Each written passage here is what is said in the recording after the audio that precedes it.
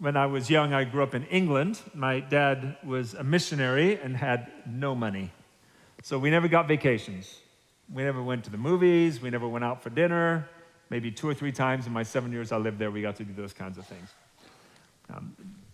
We got one vacation because a wealthy businessman saw how hard my dad was working, and he said, I'm going to send your family on vacation. So he sent us to Mallorca, Spain. Beautiful place.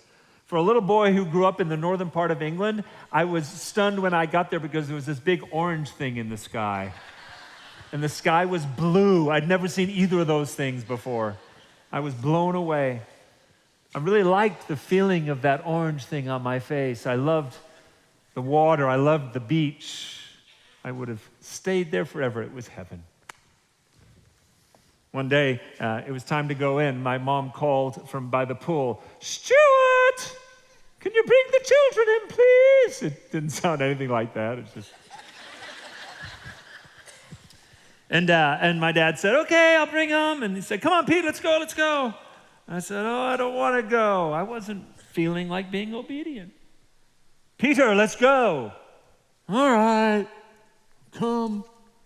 I start walking across the sand, and I took 3 steps, and then I felt this strange sensation on the bottom of my feet.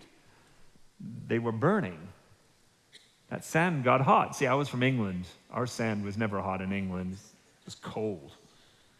And so I ran back to the wet stuff, and I got my feet in the water. I'm like, oh, Dad, it's hot. It's too hot. So he came back. He said, give me your feet. Grabbed my hands, and he put my feet on his, put my towel around his neck, and he started to walk. And we walked across that hot sand.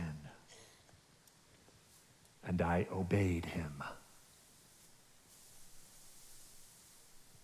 Say, well, actually, he was kind of doing it. Yeah. But I was willingly allowing him to do it. I was choosing to let him do it. And the most amazing thing happened as we started to go across the sand. I started to giggle because it was kind of cool. And my dad started to laugh too. And then he started taking really big strides, so my little legs were just stretching. Ah! I started laughing, and he started laughing, and he started dancing in the sand because his feet were getting hot.